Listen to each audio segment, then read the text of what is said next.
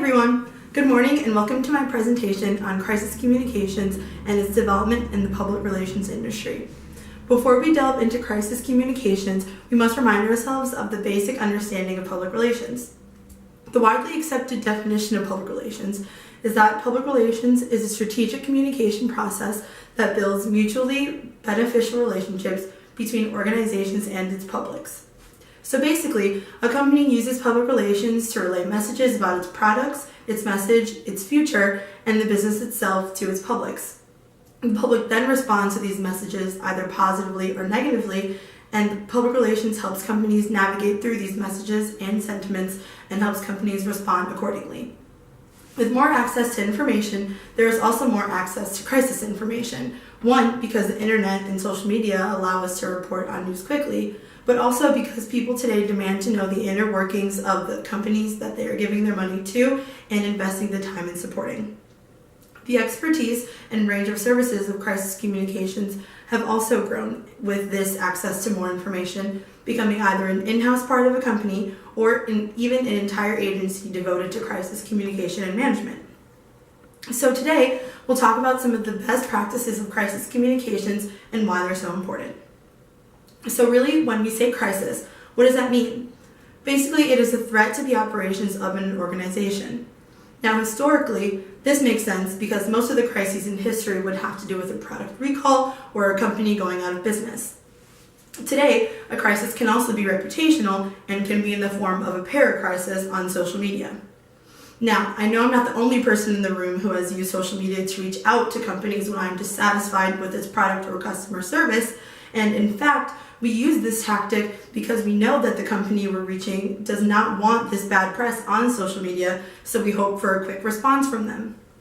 We call this a para-crisis and not just a normal crisis because on social media, when a company addresses an issue, they must do it in front of its publics and stakeholders in full view.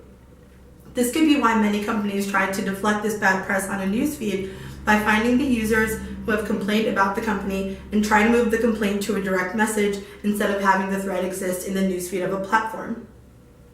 In order to understand a crisis and what we can do to prepare for one, we must break it down into three parts: the pre-crisis, the crisis, and the post-crisis. The pre-crisis has to do with the company trying to prevent the crisis in the first place and also preparing for a crisis if there is one through statements and action plans. The crisis is when the incident has occurred and management must now act and respond to the crisis. The post-crisis is for management to reflect on the previous crisis and to prepare for the next crisis in a better way. This is also where management vows to make a commitment to actually follow through on its promises made during the crisis phase and to also provide the necessary information on how management plans to do that. Within these stages, there are action plans that a company should blueprint for itself so that when the crisis actually happens, there's a lot less stress on management, because now they will have plans that they'll actually have agreed on. Professor of Management Dr. Griffin has described action plans for the success of a crisis case. He calls this process contingency planning. A contingency is a future event or circumstance that is possible but cannot be predicted with certainty. So it is very similar to crisis planning, and in this process, there are 4 action plans.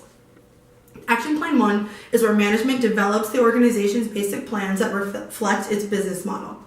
Action Plan 2 is the plan that management chooses to put into full effect. Action Plan 3 is how management defines or decides when a contingency is actually happening and identifies indicators that a crisis might be on its way. Action Plan 4 is a completion of the original business plan or a contingency plan. Utilizing these steps and knowing how to use them effectively can help you with other contingencies that come up because a company can never really identify every single crisis that could happen to it. Through my research on crisis communications, the main theme is the power of prevention and emphasis on having an action plan.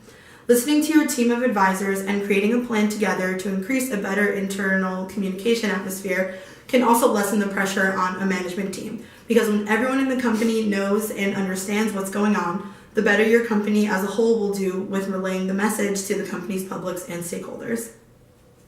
Finally, I found that the main priority or reason why we have crisis communications is because we want to maintain the relationship with our customers if something goes wrong, since who else would support our businesses if we didn't have our customers in the first place? Thank you for listening.